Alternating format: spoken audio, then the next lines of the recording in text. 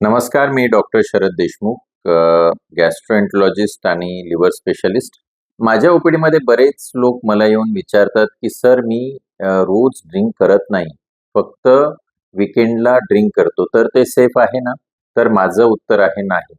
कारण जरी आपल्याला वाटत असलं, की मी वीकेंडलाच ड्रिंक करतो, पण त्यावेळेस जर तुम्ही त्या एकत्र 4 ते 5 ड्रिंक एका वेळेस घेत असाल, तर ते लिव्हरसाठी धोकादायक असतं. कारण सेफ लिमिटनुसार पुरुषांना डेली 1 ते 2 ड्रिंक आणि महिलांसाठी डेली 1 ड्रिंक हे सेफ लिमिट आहे. तर याचा अर्थ असा नाही, की त्यामुळे लिव्हर खराब होत नाही, पण फक्त त्याने रिस्क कमी होते.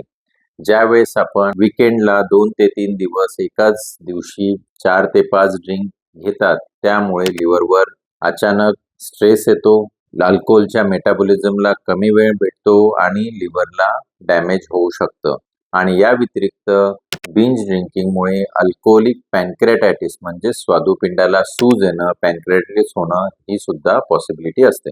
त्यामुळे बऱ्याच पेशंट्सला हा एक गैरसमज असतो, की मी डेली ड्रिंक करत नाही, फक्त वीकेंडला ड्रिंक करतो आणि त्यामुळे मला त्रास होणार नाही. तर हा गैरसमज दूर करा आणि शक्यतो अल्कोहोल पूर्ण टाळा आणि तसेच जर आपण अल्कोहोल घेत असाल तर सेफ लिमिट पाळा.